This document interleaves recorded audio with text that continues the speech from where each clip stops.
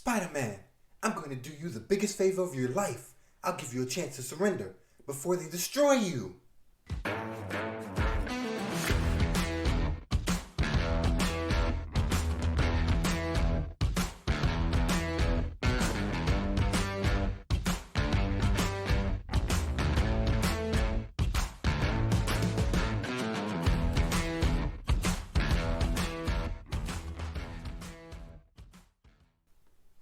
Hello. This is me and my friend Pete, the podcast that explores all things the Amazing Spider-Man. I'm your host, the mighty monologuing motor mouth himself. They call me Gerald. If this is your first time with us, welcome. If it isn't, welcome back. This week, we're running through the Amazing Spider-Man number 22, presenting the Clown and his Masters of Menace. If you haven't already, please consider becoming a patron over at patreon.com/HSPP in the Keykeeper or High Council tiers, where you gain access every week to a bonus episode of me and my friend Pete, covering a comic book pull from High Society's extensive vault collection, chosen by you, the listeners. If you sign up before our season 1 finale, that's episode number 25, you receive a High Society lapel pin. You know fashion is important here on me and my friend Pete, and we want to be a part of yours. This week's bonus episode, we stay in the mighty Marvel House of Ideas for 1985, number 1, Haunted. Young Toby's got a problem. The old house up the road has new tenants and they look vaguely similar. In fact, they look exactly like some of the villains from his Marvel Comics collection. But that's ridiculous. Comic books aren't real, so surely Dr. Doom, the Mole Man, and the Vulture aren't either. Right? That's later. Right now, we've got rebranding on a villainous scale as the Circus of Crime put democracy in action. We've got a new leader. We've got a new name. We've got new villainous ambitions that begin with an art heist pulled off with 1 part showmanship, 1 part muscle, all parts JJ down. And we've got me. We've got you. We've got no further ado. We've got the Amazing Spider-Man number 22, presenting the Clown and his Masters of Menace. Thomas Crown, eat your heart out. In other titles this month, Spidey makes the briefest of appearances. Literally 1 panel. Literally 1 arm. In Fantastic Four number 36 in March of 1965. This is a great comic that sees Reed Richards and Susan Storm announcing their engagement to the world and being attacked by the first appearance of the villainous Frightful Four. Spidey's right arm appears briefly during Sue and Reed's engagement party through a window to snag a piece of cake, as he thinks, I'm sure they would have invited me if they knew where to find me, so I'll just help myself to a piece of cake. Uh-oh, I better leave. There's some kind of ship coming. That's it. All we get is an arm. The right arm, if you're wondering. But it is a gorgeous story from words to art. Stan Lee, Jack Kirby, Sheik Stone, Artie Simek, working. And I'm sure Spidey swung off from their story and right into his own, so let's get into it. This one was written by smiling Stan Lee, illustrated by swinging Steve Ditko, with letters by Art. It's in the name Simek. Beneath Art's name on this one, we get a little cheek. We let Artie do this occasionally. It's cheaper than giving him a raise. So instead of giving Artie a raise, they gave Artie more work back then. He was constantly doing the letters on the Fantastic Four, but if he needed a little cash, he could pick up the Amazing Spider-Man. I don't hate it. I know what the hustle is. You gotta make the donuts. You can't do that on dimes. That's the rule if I'm not mistaken. The cover. The cover of this one has the Amazing Spider-Man written in Spidey New Roman, shade white, with Spidey costume read beneath his name on top of spiderwebs in a dark blue negative space. That dark blue gets brighter as it descends the page into a warehouse where a large shadow is looming on the wall. The shadow is of a lithe figure, its right arm up above its head, its left stretched out at its side. Beneath this shadow, we have a group of people who may be familiar if you were here for The Amazing Spider-Man number 16, Duel with Daredevil. That's episode 16 here on me and my friend Pete, Spiyoncé and the Fleabag, when Spidey went up against the Ringmaster and his Circus of Crime. The Circus of Crime are dominating stage right of this cover. We have a flying Gambano, Luigi, or is that Ernesto, in blue full body suits with a light brown belt and boots, bookending a woman in a purple bodysuit with black frills on her thighs and shoulders, pink sleeves, and sheer leggings matching her alabaster skin and pink slippers. She's got brown hair draped over her left shoulders and large white earrings. She is a stunning woman, to be sure. Next to her is the man Cannonball, in his silver bullet helmet and armored shoulders, gauntlets, a silver belt, and boots.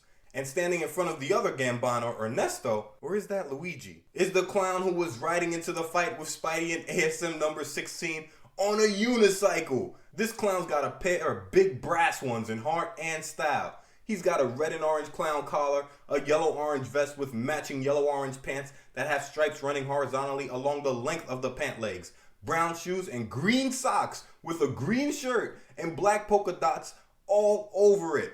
When I say you gotta commit to your costume, this is what I'm talking about. He's got brown hair with the Reed Richards working on the side, and we can't see his makeup, but I'm sure he's covered in clown paint.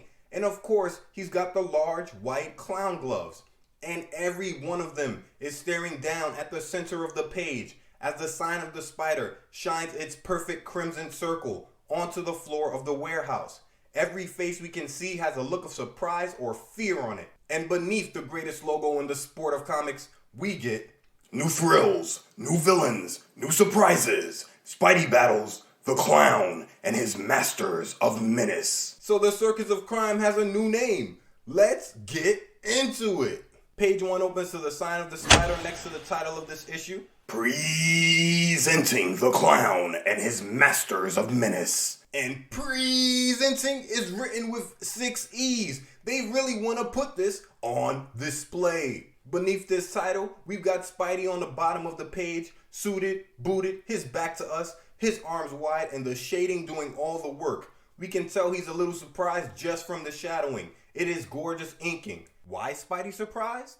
Stage right to stage left, standing behind a large circle on the floor, we have the clown and his masters of menace beneath a blue theater curtain pulled wide, with arrows above their heads introducing all of them. The crafty clown. In a yellow vest and frilly collar, an orange polka dot shirt with white cuffs, brown pants with horizontal stripes, and orange clown shoes because, of course, you gotta commit. He's got a large yellow shepherd staff in his left hand and is riding his battle unicycle. He had hair on the cover, but that was just the front. In here, he's bald, and I learned a fun fact about his makeup. He has exaggerated arches for his eyebrows, black cat eye eyeliner, black makeup on his nose, pastel pink face paint covering every inch of his face except for the white paint around his lips and a large frown. What I learned? That this type of makeup style is called an August clown. And according to Clownopedia, the August clown is number 2 in rank, which makes sense as you'll see when we get into the story. August clowns gained the name August because, quote, the number 1 skill of the August clown is clumsiness. August comes from Berlin slang for idiot, and that early circus audience had no idea when they called out August to that first clumsy performer of the legacy their insults would leave. Beside the crafty clown are the great Gambanos. They're in lavender full-body suits with black balaclavas on their heads and light blue forearm bands and boots. They're twins, and Ernesto is on the shoulders of Luigi. Or is that Luigi on the shoulders of Ernesto? With his fist clenched, and they're both smirking at Spidey. Not worried at all. Beside them, in exactly the same brown and silver costume with his bullet head helmet, fist clenched, and a contrapposto stance from the last time he showed up, the man called Cannonball. Next to him, in an even more exaggerated contrapposto stance, her right hand behind her right hip, her left in front of her left hip, is Princess Python. She's got auburn hair and curls draped over her left shoulder. She's wearing a green catsuit with lime green sleeves and leggings that resemble the scales of her namesake. She is a stunning woman, and I tried not to comment on people's appearances too much, but there is a reason why I have pointed this out twice. But wait, there's more. Standing stage left, a foot in front of Spidey near the border of the page, is the most committed man in the supervillain costume game, and he is surrounded by metaphorical salt. The Ringmaster. He's got his pink top hat with the Amadeus spiral at its center, his green tailcoat covered in large black stars, his pink pants tight around his thighs, his green boots covered in matching stars, a pink ascot, and white gloves. His thick eyebrows arched above his long face, his Fu Manchu mustache on extra pointy at the tips. He's glaring at Spidey with his arms folded. A salty lemon salt level expression on his face. The arrow above his head says, and take a good look at the Ringmaster. He won't be around very long. Besides Spidey's thighs, we get another one of Lee's living legends. Another dazzling Ditko delight. We turn the page. Page 2 opens with a caption box. In a sleazy hotel room, in a shabby hotel, some sneaky sinners are startled by the sight of a sparkling spider signal. Stan the Man alliteration on best ever. And the sign of the spider lights up the floor of this sleazy hotel. We're bunched into a corner of the room. To the left of a cracked mirror sitting on top of a bureau, stage right, is the Ringmaster and his circus of crime. The Great Gambano twins, the crafty clown, the man called Cannonball. The only person missing is Princess Python, and that may be for the best for her because whenever that sign hits the floor, we usually got action. They all stare at the sign, screaming the obvious. Look, a sudden beam of light through the window. It's the mark of Spider-Man. It's getting brighter. Before our hero, suited and booted, swings in through the sky blue curtains, feet first, above an old school cast iron steam radiator, screaming, well, if it isn't the rollicking Ringmaster and his playful little partners. And Ringmaster knows his rights. He says he and his gang have served their time, that they're free now. And Spidey's like, I know, but I know this ain't a tea party either. There's a reason you threw this get together. He lands and, pointing at the Ringmaster, tells the high-hatted hypnotist that he better not try and use Spidey as a means to his ends ever again. I just want to say, crime has to pay in the 616 universe at this time. We've got criminals robbing, stealing, killing in some instances, and they're always out in months. We're on issue 22. The Circus of Crime's first appearance in Amazing Spider-Man was number 16. They were given 6 months for a mass robbery attempt through a criminal organization. With no probation. Madness. Back 2. And the Ringmaster plays tough, saying he's not scared of the spider, but the flop sweat beating on his forehead determined that was a lie. Spidey snatches the man's top hat from his head and turns up the intimidation. Then why are you shaking that way? You fumbling phony, I ought to make you eat your hat to show I'm not kidding. Ringmaster folds like a beach chair immediately, screaming he believes the wall crawler. But Spidey's pulling a bit of misdirection. While all eyes are focused on him pressing the Ringmaster, he slides a spider tracer into the band of the Ringmaster's top hat. He leaps onto the sill of the window. He said his piece. Now he's getting out of here. And the Ringmaster shouts for Spidey to return his hat. Spidey thinks, gotcha. He tosses the hat back at the Ringmaster, now with Spidey tracer in the band, in a great panel where we get a detailed shot of the Ringmaster's gloved hands open to catch it. On his way out, Spidey hits the Circus of Crime with the BJ Cosmos. Don't call me, I'll call you. And leaps from the window on a left-handed web line, thinking that now that he's got the tracker in place, he'll be able to run down on the Ringmaster anytime he wants. As the Ringmaster watches him leave, his right hand on the brim of his hat, his left fist clenched in anger. 3 opens to a long horizontal panel. We've got Cannonball with his arms folded in the foreground, stage right, scowling. Then the Ringmaster in the background.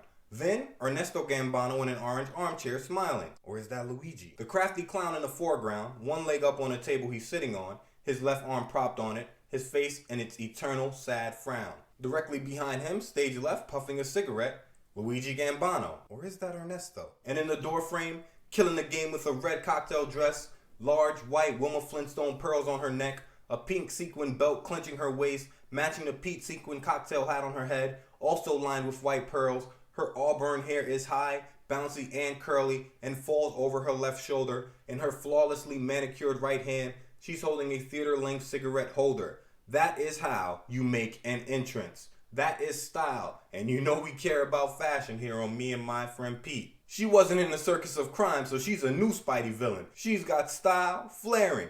This is Princess Python. The drama continues. The Ringmaster says now that Spidey's gone, they need to get back to business as usual. That they should go to another state and get back to hypnotizing crowds and robbing them blind. That's not a bad plan. To our knowledge, they've only been stopped twice and have been doing it for much longer than those 2 moments of failure. But those 2 moments have left a sour taste in the mouths of the Circus of Crime. Cannonball says the Ringmaster's had it.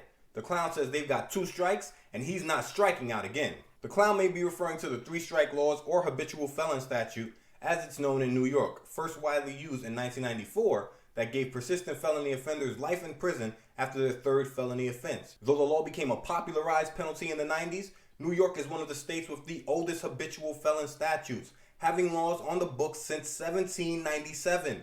The debate rages to this day on whether these laws are effective or not. A 2007 study titled Reconsidering Incarceration, New Directions for Reducing Crime, conducted by the Vera Institute of Justice, found that if incarceration rates were raised by 10%, crime would decrease by 2%. Another study titled Effects of State-Level Policy Changes on Homicide and Non-Fatal Shootings of Law Enforcement Officers, published by BMJ Journals in 2015, showed that 3-strike laws have led to a 33% increase of fatal assaults on law enforcement officers. Why? Because offenders with 2 strikes, knowing that their next trip to prison will be a life sentence, refuse to be taken without a fight. That shootout scene in the town of Jeremy Renner's character Jim?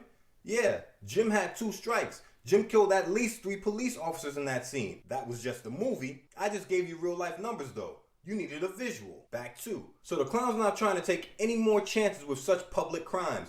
Ernesto's not either. Or is that Luigi? Luigi says they need a new caper. Or is that Ernesto? Reminder, they're still in a pretty lucrative business, but they must see the decline. Video didn't just kill the radio star, it may have killed the circus. And Princess Python, Southern Belle that she is, makes a bold statement. You're right, boys. If we stay with the Ringmaster, we'll just wind up in jail again. Her eyes shining emerald green in a close-up in the next panel. She says she's leaving the circus of crime. She doesn't need this hassle. She's got her snake act to fall back on. The Ringmaster, trying to hold it together, says keep the act. I can find a way to fit it into my next scheme. Python, blowing smoke from her cigarette into his face, says you're a cool hypnotist, but that doesn't mean you should be in charge. In the foreground, the clown chimes in. The princess was right.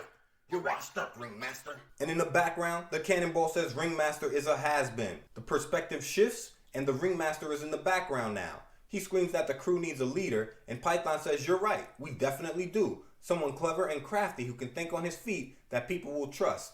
And staring demurely at her nominee, she finishes with M-M- the clown, who's in the foreground staring out of the corner of his eye with a smirk inside of his frown, juggling. The Gambanos and Cannonball co-sign immediately. In the final panel, as the Ringmaster jerks his thumb towards himself screaming they can't do this to him because he's the guy who brought them together, Luigi replies smirking, and you're the one who's gonna kiss us goodbye. You got your hat, take it and blow. The Ringmaster, more flop sweat racing from beneath his top hat, screams that he'll make them regret this. And it doesn't seem smart to threaten a violent gang when your only power is hypnosis. Floor opens to the clown tossing his juggling balls at the ousted Ringmaster, saying without that hypnosis to help, the guy is nothing. The juggling balls don't hurt the Ringmaster at all, but Cannonball's head does.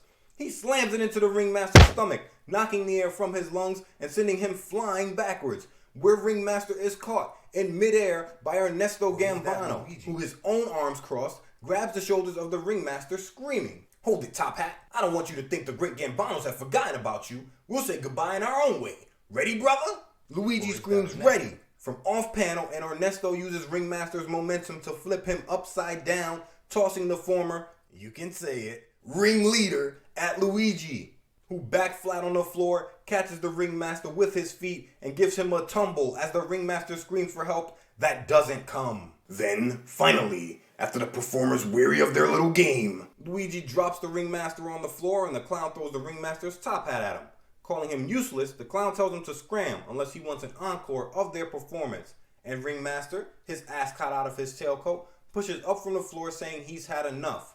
He thinks, but you haven't heard the last of me, smirking fools, and gets out of there. Python, standing in the doorframe, says the Ringmaster's gone and asks if they're all agreed that the clown should be their new leader, and the decision is unanimous, making me wonder why she, having started the coup and clearly being a persuasive person, didn't put herself in the lead position. But this is 1965, and Python probably assumed nobody would respect her as the leader being a woman and that she'd be able to pull the strings from the consigliere position. Plus, the clown will always owe her for elevating his station in life. Remember when I said the August clown was number 2? He's number 1 now, and he's feeling himself. He says, you've made a wiser choice than you think. The clown prince of the circus of crime has arrived. A few days later, at Midtown High School, we get the Goldenrod Kid in his Goldenrod vest, red tie, white shirt, SJB pants, as usual. He's in class, his left hand to his chin, reading a book, surrounded by students in their seats, smiling, talking, living. Behind him, we see Bowtie Charlie in an SJB blazer and pink tie.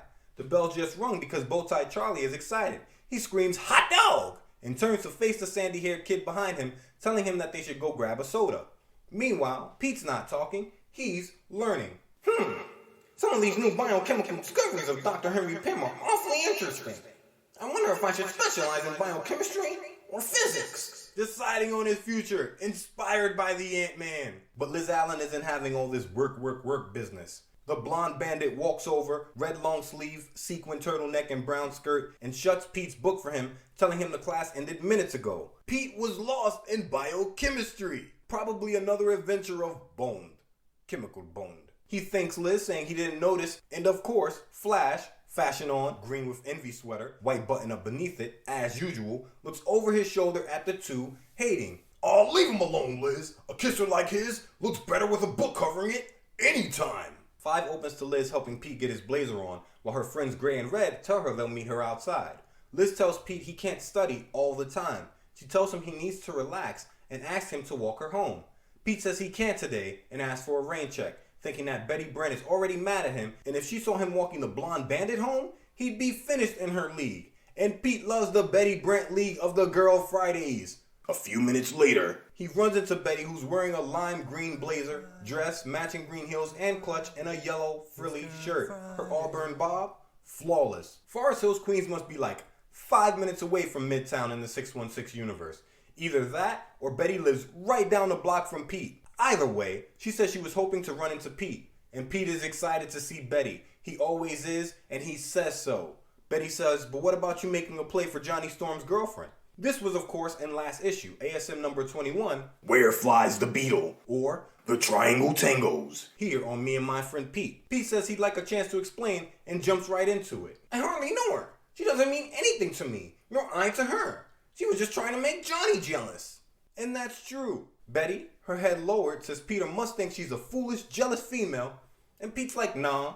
In a beautiful headshot of Betty, her eyes are dazzling blue, Pete says from off panel, maybe you are, Bet, but you're also the prettiest, nicest, most wonderful gal I know. That was, you can say it, a backhanded compliment. He wasn't smooth with it. He keeps giving Betty reasons to have these ideas, so he could have left out that whole first sentence. Betty ignored the first sentence anyway, telling Pete she won't pretend she doesn't love him saying all these sweet things. They take each other's hands in the next panel. Pete says now that they've made peace, what does Betty say to dinner with Pete tonight? Betty says she'd love to, but she has plans. The miserable magnate, J. Jonah Jameson, is sponsoring an art exhibit, and she has to be there to take notes, but tells Pete she insists that he comes. And so, a short time later at a plush Madison Avenue art gallery, we get J. Jonah Jameson hobnobbing in a light brown suit, green tie, talking to a white-haired woman in a fancy Sunday hat that's almost as tall as she is, shade red, in a red jacket and dressed to match with pearl earrings. The woman's name is Mrs. Vander Twilliger, and JJ saying his exhibit is one of the finest collections on the eastern seaboard. That he selected all the pieces himself, and they're virtually priceless. I just want to say, art is subjective, so I try not to knock art that I don't find appealing to me. But the painting we have on the wall is one part absurd, one part Steve Ditko working. It is a white person's right foot in a sky blue sock with a hole where the big toe is. I think it's magnificent, but if this is what passes as art in the 616 universe, I'm not a fan of the 616 universe's art scene. But what do I know? Our universe has soup cans for art, and I like them a lot.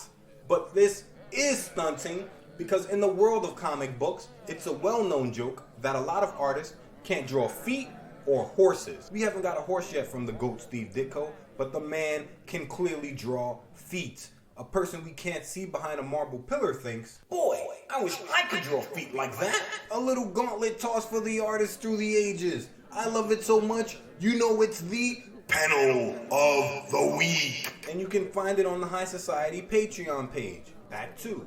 Mrs. Vander Twilliger is wholly impressed. She says, you dear man, to be so successful and have such taste in art too.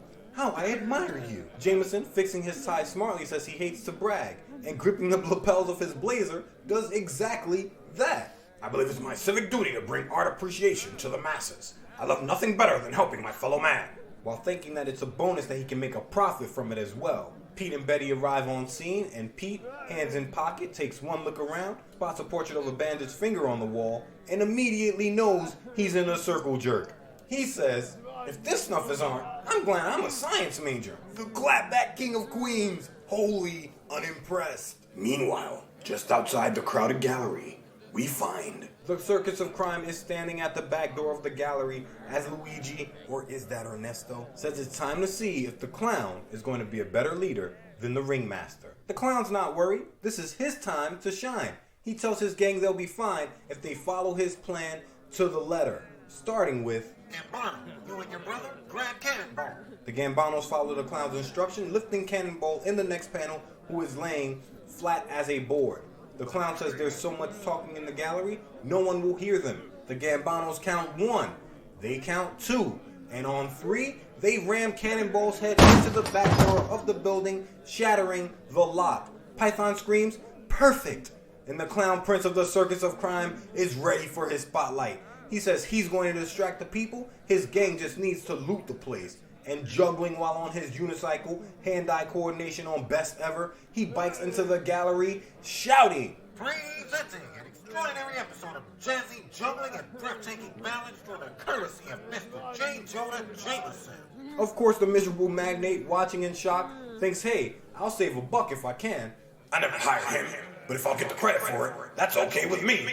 Meanwhile, in the section of gallery roped off from the exhibition guests, Luigi, Cannonball, and Princess Python are getting busy pulling paintings from the walls and tossing them to Ernesto, who has a decent stack in his hands and the upper body strength to carry them. He says he knew the clown would be a great new leader, and Python's like, I told you he would be. Back in the gallery that's on limits, Pete's standing next to Betty and a couple of people who are absorbing the beauty of that ripped big toe sock, I'm sure. While everyone's enjoying themselves, Pete knows that the clown putting on this show is a member of the Ringmaster's gang, and that trouble must be brewing. He turns his head slightly to follow the sound of Jameson's voice, who is heading off panel, stage left. What's that noise from the back room? Who's inside there? But the clown proves to be the right man for the job. He lets JJ pass, then shoots in front of the crowd, stopping them from following Jameson to the back with a skid so sharp, he has to grab Betty and pull her back so she's not knocked over by the wheel. The clown screams, Stay back, folks. Think how embarrassing it would be to get run over by a unicycle. But now, Pete knows there's something going on, and in this room full of people, he has no chance to turn into Spider-Man. 7 opens to Big Brass Jameson walking in on his portraits being robbed. Grabbing Cannonball by the shoulder, he tells the silver-headed circus crony to let go of the paintings. And Cannonball takes one look at Jameson, sizes him up, and says he kind of hates to refuse the miserable magnate, especially since JJ acts so nice and polite, before conking him in a steel-covered headbutt. That's the sound effect we get here written in bright red above JJ's head. Conk! Cannonball's got a sinister smile on his lips as JJ's crow's feet stretch out around his eyes, shut tight in pain, and his hand falls from the villain's shoulder. He slumps down the wall and falls into a seated position. His legs out in front of him, his chin on his chest, the miserable magnate is out cold in a pitiful state where he's found minutes later as Pete and Betty spot him and race towards him from the background, stage left. In the foreground, stage left, making literal tracks on his battle unicycle, is the clown. His plan worked to perfection. His gang got out of there before anyone could stop them, and now he's going to Autobot too. Translation? Roll out. Betty and Pete drop down to help Jameson. Betty, wrapping JJ in her arms, tells the Goldenrod Kid, "Oh, Peter, he's unconscious, and he's just barely breathing. He's hurt very badly. We need a doctor." Pete looks over his shoulder at 2 approaching police officers, Joe and Tomas, of course. Pete thinks it's a good thing they're here, but he wishes he could get suited and booted because the only person who hassles JJ is the king of swing from Forest Hills, Queens, and miserable or not, nobody puts hands on JJ. Webbing, maybe, but not hands. Tomas asks Pete what he knows about what happened here as Joe works the crowd for statements. Then, as a police ambulance speeds the still unconscious Jonah Jameson to the hospital. You two are in the clear. You can go now. We'll do everything we can for your boss, Miss Brandt. From off panel, as Pete tries to console a crying Betty Brandt. She says he had his faults, but he wasn't so bad, and that she's going to pray Jameson is alright. Pete, his own eyes low in sadness, tells Betty he's going to take her home now. Neither of them know the sleazy dealings JJ was a part of 2 issues ago when he created the Scorpion, so going off of that context, it's understandable that they're distraught. If karma is real, I'm not one to believe in it, but if it is, JJ's karma is squared right now. 10 seconds after Pete drops Betty off at her house, he's suited and booted, getting spidery, scaling the sheer wall of a building, screaming, "At last, I'm free to go into action as Spider-Man, and the one I want to find is the Ringmaster." I feel bad for the Ringmaster. Spidey is pissed and we get a caption box reminding us that Spidey doesn't know that the Ringmaster's been tossed from his circus group. In the final panel, he holds his Spider Tracer tracker. It's just a small rectangle in his right hand with a little antenna extending from its right side. Nothing fancy in appearance, but top-notch scientific design. Spidey staring down at it in profile as it begins vibrating in his hands. He says it's going to lead him right to the clown and his little pals. We turn the page and we're on The Infinity Page. Page 8. Just in time to witness Spidey, the tracker wrapped around his neck, web swinging high above the building, screaming that he's getting closer to the Ringmaster. But as Spidey gets closer to the Ringmaster, he wonders why the man will be hanging out in this posh neighborhood. Falling towards the sheer wall of a gray stone building, Spidey screams, "Wow, it's throbbing and buzzing and shaking to beat the band now. I must be almost on top of him." "Shaking to beat the band," he said. "The idiom king of swing from Forest Hills, Queens. Another one under his belt." Spidey grips the wall and we see he's across from and above a police department with old school light orbs going yellow softly. Spidey's lamenting the fact that he wasn't able to capture the Ringmaster before the police did. Inside the police station, however, the desk sergeant is talking to the Ringmaster's back. The tail-coated trancer had an alibi and has to be released. The desk sergeant says he still thinks the Ringmaster has something to do with the robbery earlier.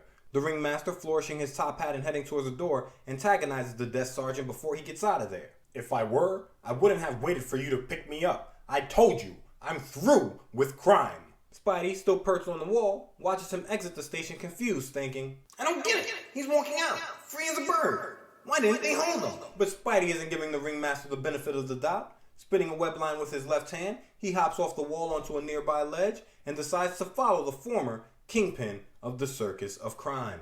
The Ringmaster is back in his hotel room, pacing and monologuing something fierce, unaware of our hero just outside of his window. "Those crummy rat finks, I got them all together. I taught them all they know, and now they're operating without me? I've got a good mind to tell the cops where to find them." Rubbing his chin, his jet black hair matted down from hat hair, he comes up with a master plan. He's going to steal the art from his former team and then rat on them. He says this will be poetic justice. Poetic justice. If I told you that a flower bloomed in a dark room, would you trust it? Spidey, lifting the window of the motel room silently, thinks this makes things more complicated for him. He sneaks into the motel quietly and we get a great detailed panel of Spidey lifting the Ringmaster's top hat with the tips of his fingers. Who needs a prehensile thumb with Spidey fingers? Spidey's got to find out where the others are, and he's got the perfect plan to do that little thing. He shoots a silent web line onto the top of the hat and attaches it to the ceiling before making his presence known. "Say, Ringmaster, do your friends ever call you Ringo for short?" The Ringmaster spins around, wondering who just spoke, and stares straight into the Amadeus spiral of his own design. Spidey, his head upside down beside the hat, replies, "One thing sure, I'm not Tuesday well. Keep your eyes on your hat, son." "Son him." And Susan Kerr Weld, better known as Tuesday Weld, is a former American actress whose career spans 6 decades in film and television, beginning with modeling as a child after her father's death. Her stunning good looks and roles dripping with sexuality have made her a muse in pop culture to this day. In 1960, she won a Golden Globe Award for Most Promising Female Newcomer. She was nominated for another in 1972 for the film Play It As It Lays, an Academy Award for Best Supporting Actress in Looking for Mr. Goodbar in 1977, an Emmy Award for The Winter of Our Discontent in 1983, and a BAFTA Award for one of my personal favorite films of all time, Once Upon a Time in America in 1984. Weld was almost as famous for the role she turned down as the one she took, passing up on films such as Bonnie and Clyde, Rosemary's Baby, True Grit, and Bob and Carol and Ted and Alice. But these were conscious decisions by Weld, who turned the films down because she knew they'd be successful, choosing roles she preferred to play instead of guaranteed smash hits. I imagine being the breadwinner for your family from the age of 12 makes a person much more inclined to choose what they would like to do inside of what they have to do. Does that make sense? Either way, one time for the captivating Mrs. Tuesday Weld, she is certainly what Spidey is not. Back to Spidey activates the hypnotizing power of the Ringmaster's hat and gets right to business. With the Ringmaster frozen in place, Spidey says, "Now, sleepyhead, suppose you tell me where the clown's hideout is." The Ringmaster, in trance, replies that his old gang is probably using his old hideout, a warehouse where he held their old circus equipment on West 22nd Street. Spidey's going to Chelsea Market. He leaps down from his web line, asking the motionless Ringmaster if he can use the man's phone, but of course, the Ringmaster doesn't reply. Spidey picks up the phone and dials Municipal Hospital, where JJ is being cared for, to open page 10 and ask about Jameson's condition. The receptionist rings JJ's floor, and we get a panel of JJ's head in the foreground, on a pillow stage right, a doctor beside him, while in the background, Betty Brant holds a receiver pressed to her ear. Hello? This is Betty Brant. No, Mr. Jameson is still unconscious. They're taking him to X-ray now. She hangs up thinking that the voice on the other side of the line sounded muffled like it was wearing a mask, and I'm sure she suspects Spidey is on the move. And she's right! Spidey, thinking there's nothing he can do for Jameson right now, goes into busy man mode in honor of the miserable magnate. Spraying a web line from his right hand, he leaps through the motel window thinking he's going after the clown and his cronies because he doesn't want to sit around. In a goldenrod negative space, he swings forward on a web line screaming, because I'm one little web sprinter who likes to keep busy. Busy man, Spidey, and if he's on your trail, you can believe he's about to be way past busy enough. And not very far away. The Circus of Crime are in their storage warehouse chilling. Luigi, or is that Ernesto, is upside down in a seated position, his legs out in front of him, his hands gripping a pair of steady rings. Those are the gymnast rings that hang from the ceiling stage left. Ernesto, or is that Luigi, is gripping his own pair, but both of his feet are on the ground beside his brother. Princess Python is to their right, the clown to hers, sitting on an elephant step with a star on it, and the cannonball, rounding out the group, is stage right, bracing on a stack of wooden crates. All around them we have circus equipment, cages on wheels, chest, giant rubber balls, the works. Cannonball is giving props where they're due, telling the clown that they pulled the heist off as clean as a whistle. Clown says it's only the beginning, but now they need a name. Princess Python's confused. She says they already have names. And the Gambanos chime in saying, nah, they need a name for the whole team, like the Avengers, and that they're sure they can come up with a better name for themselves than that, quote, cornball moniker. Called Earth's Mightiest Heroes, Cornballs. In the next panel, the clown, a hand to his chin, says, There should be a name with drama in it. One which will strike fear into the hearts of those who hear it. One which no one can ever forget. Luigi, or Ernesto, upside down in an Irish cross, that's some top-notch agility and strength for a man with no superpowers, suggests the Carnival Champs. Ernesto or Luigi says the Big Toppers. And we can see these guys' whole thought process is underlined by circus gimmicks. But the real brains behind this outfit, Princess Python, puts a scale-covered leg up on the elephant step and leaning forward towards the clown, says she's got it. From off panel in the final panel, she screams, the Masters of Menace! The Gambano on the rings flips right side up, saying that's great. But before he can elaborate, the sign of the spider blankets the far wall of the warehouse, and his words scurry back down his throat. Wasting time stating the obvious, the clown screams, It's Spider-Man! as Spidey drops down from the roof gripping a web line in each hand. So Princess Python takes charge. She tells the Masters of Menace to destroy the webhead.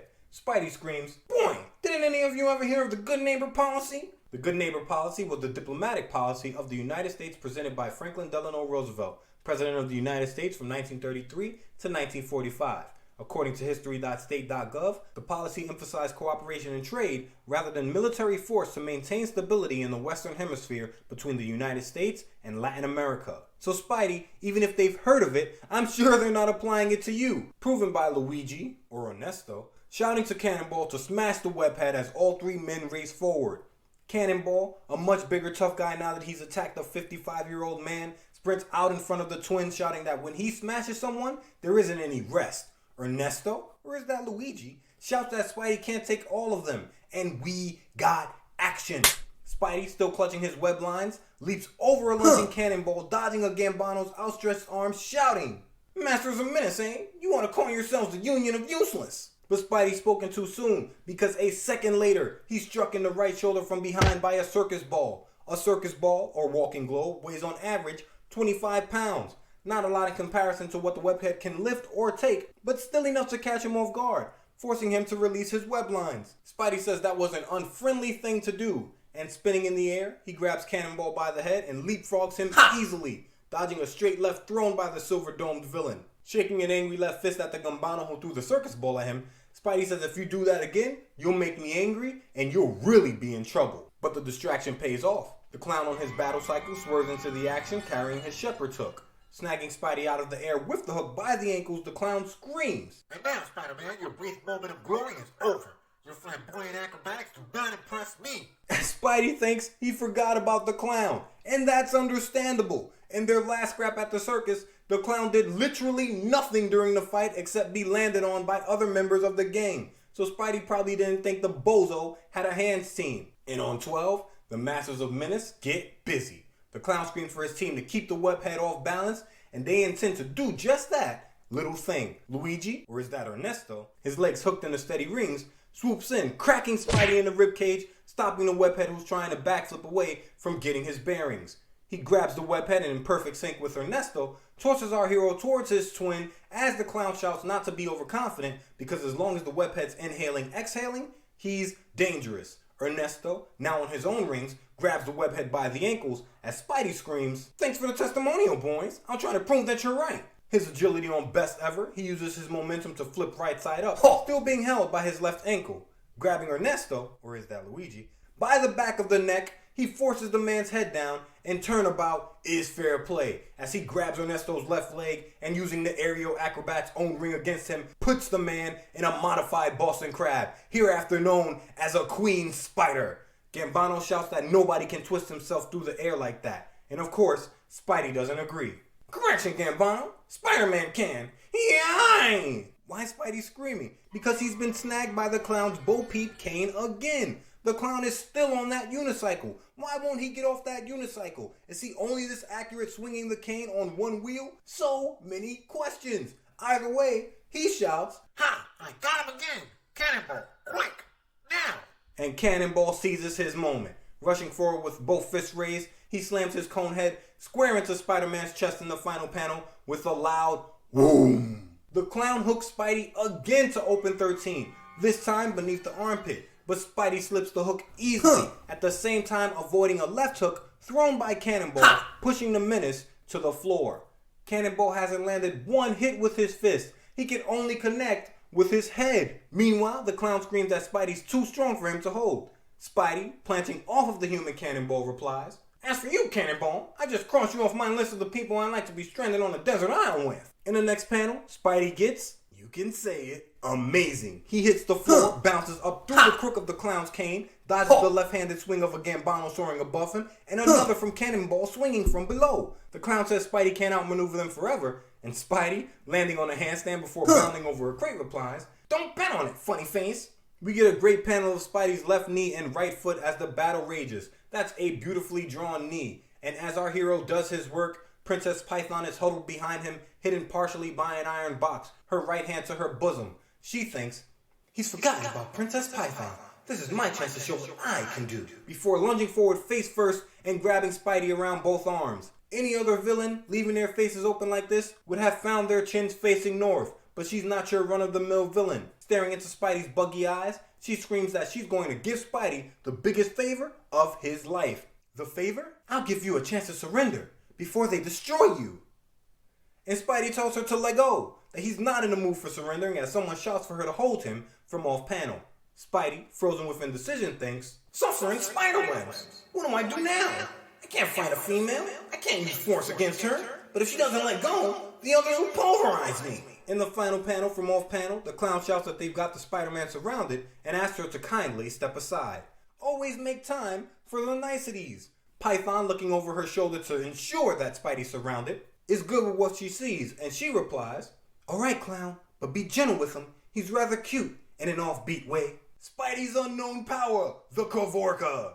Trapped between a wheeled caravan and a python, he thinks, "Why do the women in my life always cause nothing but trouble?" You've caused all the trouble in your relationship with Betty Brant except for her beef with Blackie Gaxton and the big man. What are you talking about? Liz Allen? Okay, Liz Allen causes trouble, I'll admit it. But Aunt May doesn't. And that's probably all of the women in your life, Pete. Meanwhile, back at the Ringmaster's apartment, the slightly swaying hypnotic hat continues to hold him in its spell. And the Ringmaster stands motionless in front of his purple top hat. But Spidey's webbing has a time limit, and it runs out in the next panel, causing the top hat to fall to the floor with a soft thunk, and I imagine it twirls on its brim like a quarter on a countertop before coming to a stop. And so, slowly, sinisterly, the gleam of intelligence begins to return to the cold, malevolent eyes of the Ringmaster. I can't get over the Ringmaster's greasy hat hair. He must never take that hat off. It must stink something terrible. To high heaven, as they say. While in a quiet hospital room, Betty Brant patiently keeps her lonely vigil. Betty is sitting at Jameson's bedside, who's sleeping peacefully. I love the way both of them are drawn here. Jameson's face is towards us, his head facing stage left. Almost makes me feel bad for the guy. While Betty sits with her hands folded on her lap, She's thinking the x-ray should be back at any moment. And of course, cosmic timing makes the moment the very next panel.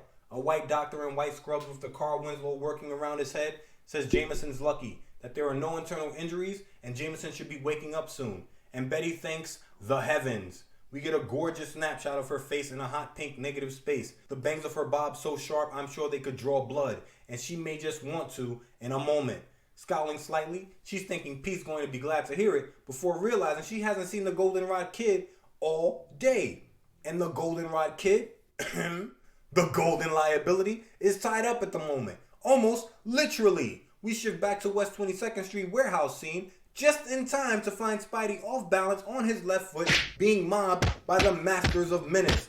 Every member except Princess Python is piling on him, raining down blows. Princess Python, in the foreground, stage right, is driving her team. She screams, "If you all can't stop him now, you might as well give up." The clown tells her not to worry, that they've got the webhead exactly where they want him.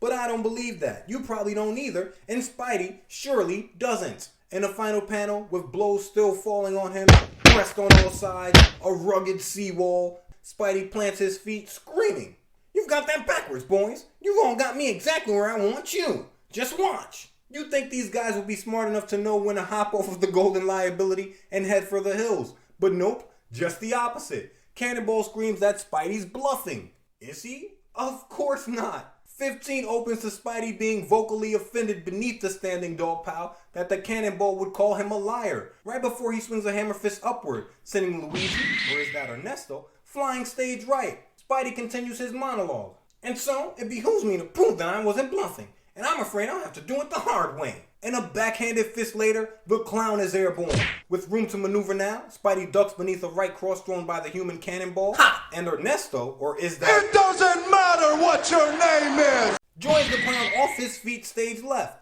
All three quickly with their chins facing north. Spidey, the whole time shouting for the Masters of Menace not to crowd because you know rule number 3 in the Golden Liability playbook. What's the... First come, first served. And Princess Python isn't waiting for this to go further south. She books it stage left, past the gypsy caravan, thinking things are just as she feared. Her goons can't hold the Spider-Man.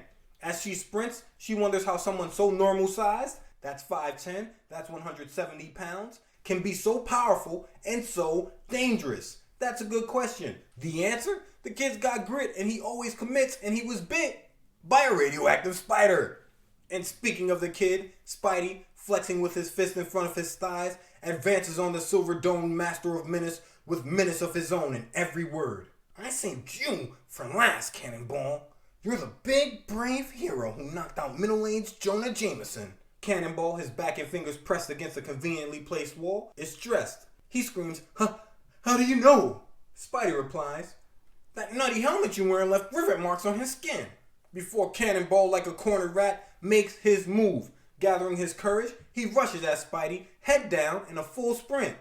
And Spider-Man puts his left hand out, stopping Cannonball's rush, no problem, saying he hoped the man would try just this little thing. Holding Cannonball beneath his chin with his right hand, Spidey slams a hammer fist into Cannonball's cone-headed silver dome with his left, crushing the metal over Cannonball's eyes. Spidey says that Jameson isn't one of his favorite buddy boys, but at least he's good for a few laughs before clocking Cannonball with a left cross, and the man is going flying. In the final panel, in a goldenrod space, Spidey looks over his shoulder, wondering what happened to Princess Python. He walks towards a doorway in the background to open page 16, while in the foreground, the clown comes to consciousness. He plays possum, however, his eyes watching Spidey exit beneath his high arcing brows. And Spidey, he's caught up to Princess Python, who has run into a side room and seems to be waiting for him.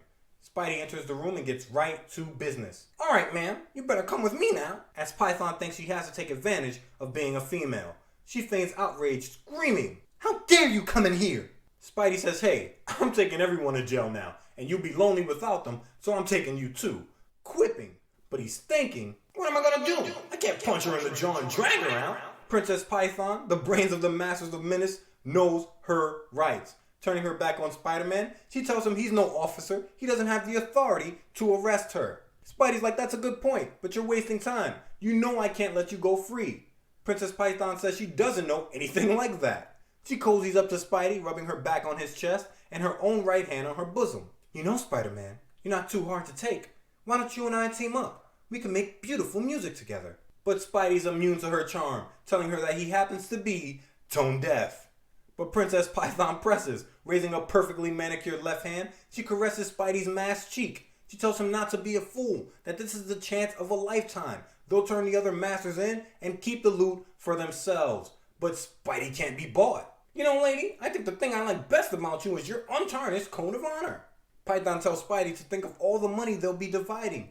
We see that the clown has been watching this entire scene unfold. Thinking that Python's two-timing and no good, he makes a break for the exit. Meanwhile, the Ringmaster finally snaps out of his trance in the hotel room. He says he feels like he's been sleeping, but he must have been daydreaming while wondering why his hat is on the floor.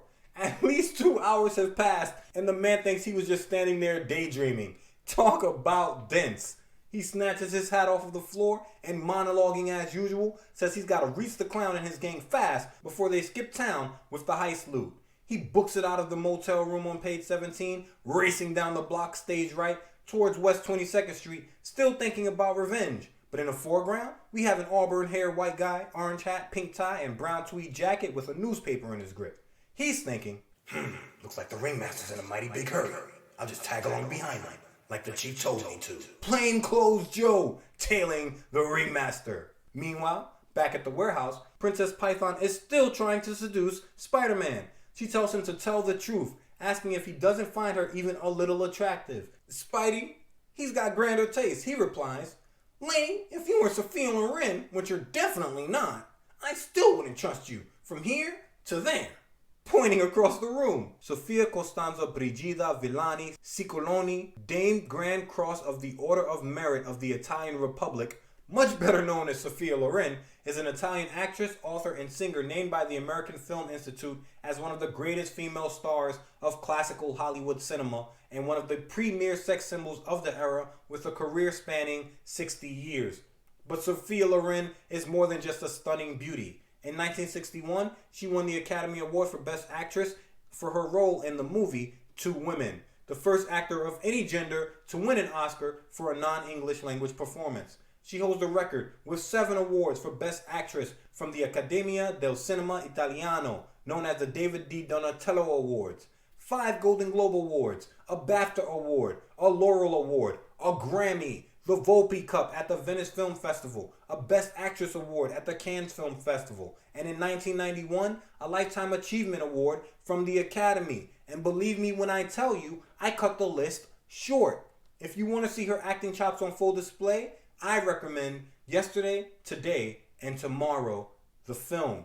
Back 2. So Sophia Loren, the princess, is not, and Spidey doesn't trust her. He's proven right for not doing so in the very next panel, as Princess Python tries to pull his mask from his face, screaming that if she can get it off, he'll have to do whatever she says. Spidey shouts no, of course, and... spurred on by desperation, Spidey moves with blinding speed, remasking his face before Princess Python can see who he really is. Pulling his mask back down, he tells Python she won't get another chance to do that. The princess, pulling a cattle prod from who knows where, says don't count on it. She shouts, you had your chance. Now you'll be sorry you didn't take it. This electric prod can control my all-powerful pet. It will certainly tame you. And we're in a great first-person perspective. Ditko working. As Spidey, we have our hands up as she pokes the cattle prod in our direction. Spidey asks the right question. Pet? What pet? The princess asks how Spidey thinks she got her name, jabbing the electric rod at our hero, who backs away towards a sky blue door. Both hands raised, Spidey begs Python to take it easy because he doesn't want to get rough with a female. He tries to get Spidery in the next panel because if fists can't work, there's always the shooters. But Princess Python is surgical with that cattle prod, and in one swift motion, she shocked both of Spidey's wrists, shorting out his web shooters. Momentarily unsure of his next move, the amazing teenager is suddenly prodded back through a small doorway into a murky, windowless room. As Spidey falls, Python screams, There! I've won! My pet will finish you now! Farewell, Spider-Man! She peeks her head into the room to open page 18, shouting to her slithering one, as she calls it, that Spidey is all his. And the slithering one, filling every inch of the floor of the dark room, is a green-skinned, yellow-bellied python, its body as wide as Spidey's torso, and at least 40 feet long, curled in around itself. Spidey says it's the longest python he's ever seen as the giant snake strikes. Python or not, Spidey's still the best ever on the agility front, and grabbing the python around the head, he forces its maw to the floor, leaping up with his knees bent tightly at his chest. The python's body loops around Spidey, who now, one hand holding the snake's thick body, the other still forcing his head towards the floor, fights to keep from being crushed, screaming that he has to come up with a battle plan. The tail of the gigantic beast in Spidey's right hand, the head in his left, Spidey goes Silver Age catch phrasing. It's now or never. I've managed to get his head in one hand and the tip of his tail in the other. Now all I need is split-second timing and an extra portion of plain, ordinary luck. And for once, Spidey gets a little luck as the python's struggle increases. Spidey, using that infamous spider strength, ties the snake into knots. And that snake's lucky. Any other hero would have probably wound up as shoes with a matching purse. But Spidey's got a code, and if he can't punch a thing unconscious, he'll just tie it up in knots. So he does, screaming that this must be the first time a spider's tied a python up like this. He goes on to say that the giant snake would make a dandy paperweight, and on his feet now, he breaks towards the door and Princess Python. And this may be the first and only poor decision Princess Python has made all issue. Instead of taking this diversion to collect the paintings and get out of there as a means to escape, she's been watching Spidey the whole time and now starts booking it towards the exit, thinking nothing can stop their Spider-Man. And she's right, as Spidey leaps from the pit, screaming, "Hold on there, princess, we have a little unfinished business to attend to." The colors and the detail of the snake on this page are beautiful to look at. Ditko is working. 19 opens to the clown, reminding us all that there's no honor amongst thieves. He's just around the corner, artwork tucked under his right arm, and he's thinking that he's going to get the painting stashed, then come back to get his revenge. He thinks he hears a rustling sound behind him, but doesn't turn. And he should have, because the Ringmaster springs from the shadows in the next panel, and with a perfectly formed left cross, decks the clown in the back of the head, slumping him with a Sunday punch. That little lunch. Grabbing up the paintings himself, he breaks for the exit, and if it's the Ringmaster, you know he's monologuing, giving the game away. Ha! So I win after all. Once I collect the money from these masterpieces, I'll be able to hire as many underlings as I please to form a new Circus of Crime. Who needs the Masters of Menace anyways? But exactly 1 second later, outside of the warehouse, the Ringmaster runs smack dab into plainclothes Joe and Mike and Ike with weapons drawn. Joe says, "Didn't expect me to follow you, did you, Ringmaster? Alright, boys, release him of those paintings and hold them as evidence." As the Ringmaster has a breakdown, screaming that he can't fail again. But Ike says, "Who says you can't?" And that's neither bad luck or bad karma. The Ringmaster could have just went back to his old hustle, found a new circus, got back to business. Instead, he wanted revenge. This is where revenge gets you. Now you're going to be charged with the theft of these paintings, and you didn't even steal them. Let things go and move on. That's the lesson there for the Ringmaster. Meanwhile, Spidey is racing beside Princess Python, unsure of how to stop her without his shooters and without physically assaulting her, when one of the officers shouts, "What's that racket there?" from off panel. Cops in front of her, Spidey behind. Princess Python is caught between a rock and a whipping place, as Spidey says, "You're lucky. All the girls are sitting home tonight with nothing to do." The queenpin of the Masters of Menace is snatched up by Joe in between panels as Spidey leaps towards the rafters of the warehouse, thinking he'll leave her to the law. Joe on the ground shouts, "We've been looking for you, princess. Call the paddy wagon, boys." Spidey, watching the Masters of the Menace being marched out of the warehouse towards a paddy wagon from an alley in the next panel, pulls out his belt camera and begins snapping photos, thinking the pics will be the best medicine for old JJJ. If that man only knew that Spidey cares about him, he'd probably die from the shame. And so, a short time later, JJ has lived. We see him on his feet, his suit jacket on, adjusting his tie with a large square piece of gauze taped to the center of his forehead. And the first thing he tells Betty Brant when he's on his feet, "I understand you were here at the hospital while I was ill, Miss Brant. Too lazy to go to work, eh?" But Betty is all smiles. She thinks, "He's as nasty as ever, so I know he's all right now." Just before the Goldenrod Kid enters the room in high spirits, saying hello to Jameson. Jameson just fronted like he was upset Betty stuck around, but we can see he appreciated her presence by the way he snaps at Pete for his absence to open page 20. "Parker, and where were you when I was practically at death's door?" Betty, scowling, co-signs the question, asking Pete where he's been. Pete says, "Relax, JJ. I knew you'd be fine. You only hit your head." Betty does not like this at all. She puts her hands on her hips. She rounds on Peter. I think that remark was in very poor taste, Mr. Parker. While JJ turns his back to the Goldenrod kids, saying they're going to miss him around the paper. JJ is going to fire Pete for not visiting him in the hospital. The miserable magnate's feelings are hurt. But Pete isn't worried. JJ threatens to fire him on average every 6 issues. Always forgetting that Pete is freelance. Pete leans comfortably against the wall of the hospital room with confidence in his eyes as he reaches into his blazer saying, "No, you're not, JJ. Not after you've seen what I've got for you." He continues into the next panel, showing the miserable magnate 5 photos. 5-card Petey in the building with a royal flush. He continues, "Of course, I can always sell these exclusive pics of the Masters of Menace to another newspaper." Jameson stares over his shoulder at the photos in shock, screaming that he wants to see them quick. In a second, the photos are in his hand, and he's drooling all over them and his demon photographer. "Parker, you're a wizard. These shots are front-page stuff. They show the capture of the entire gang. Hey, what's the matter?" Pete smacks his face with his left hand, covering his eyes, exasperated. He says things would have been perfect if the paintings weren't recovered, because now he'll have to look at them all over again. In the foreground, Betty has her hands to both cheeks, and she is cracking up. But JJ spent the majority of this comic unconscious, so you know the busy man back on his feet is getting back to what he knows, being way past busy enough. He grabs Pete under the left armpit, Betty by the right bicep, and drags them along the hospital hallway, screaming, "Come on, what are we standing around for? We've got an extra to put out. Then we've got to plan a new art exhibit right away to cash in on the publicity."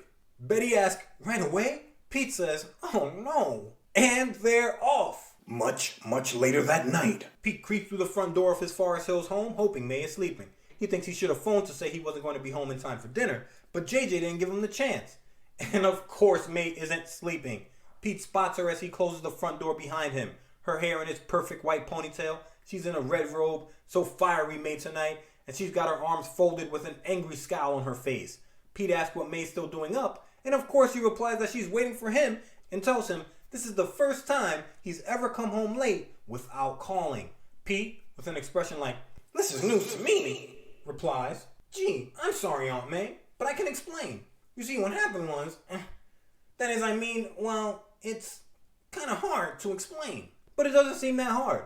JJ kept me late. You know we need the donuts. You know we can't do that on dimes." That's where I was. In the final panel, we're outside of the house, blanketed in the darkness, surrounded by other suburban homes and oak trees as a crescent moon hangs above the quiet community. Inside, May says she can't deny she's hurt because Peter has never kept secrets from her before. Pete thinks, "Oh boy, this is awful. Poor Aunt May thinks I'm keeping something bad from her. But think how much worse she'd feel when she knew that her pampered Peter Parker is really Spider-Man." And we close the story, as we often do in the Silver Age, with a caption box. Tell us the truth now. Admit it. Have you ever seen any other costume superhero whose aunt had him on the carpet because he stayed out too late fighting sinister arch-villains? Of course not. But with old Spidey, this is just the beginning of all the surprises in store for you. So we want all you web spinners to be here next ish. Until then, face front. And we're out. This was a great story, and I don't know if Stan and Steve intended it, but it does a good job of bringing Jameson back into our good graces after falling into villainous territory with his actions 2 issues ago. I really like Princess Python's character and wish Stan and Steve would have gone ahead and made her the leader of the outfit, as she was clearly the one making the decisions that led to their successes. As far as the clown, well, if you're a comic book reader, I suggest you pick up Moon Knight number 7 of the current run, also known as Legacy issue number 207, to find out exactly what's going on with the clown these days. I was shocked. And of course, I love the shot at other artists with the artwork of the foot on the wall. Ditko throwing the gauntlet in the Silver Age down. You gotta love it. That's the main episode this week. And that's true. That's the main episode, but there is more Me and My Friend Pete available for your listening pleasure right now. If you support this show on patreon.com/HSPP, patrons get a bonus show every week where I run through comic books from all over the multiverse of comics, past and present, from Marvel to DC to all points in between. This week, we're running through Marvel's 1985, number 1, a story that begins a tale that explores what happens when Marvel's greatest villains break the fourth wall in a quite literal sense and invade our world. We've got the Mole Man, we've got the Vulture, we've got the Head of Ultron, and we've got my favorite villain of all time, Dr. Doom. In a quiet suburban home, nothing makes sense. If we've got comics, we've got history, and I'll be your guide through it all. Head over to patreon.com/HSPP and sign up to the Keykeeper or High Council tiers now to see what happens when our world is invaded by Marvel's villains. Next week on the main episode, we've got the return of the purple and green clad villain with the perpetual grin, the Green Goblin. And the last time he popped up, our sensational Spider-Man Spiral. Will the outcome be different? Find out next time. This podcast is completely listener supported, and your support keeps this crazy train on the tracks. I'm truly grateful you keep coming back, and more grateful you allow me to be the conductor. Thank you so much for listening, and as always, a special thanks to the home team. That's the Right Minders, the Big Three, the Key Keepers, and the High Council. Parker's 11. You got questions? Send them to me and myfriendpete@gmail.com, and I'll go digging for the answers. All that said, that's all that said. Please like, please comment, please share, please take care, and please think of the world and be true to yourself. And remember, with great power, come on, you know the rest. Make sure you're being responsible. I'm out of here.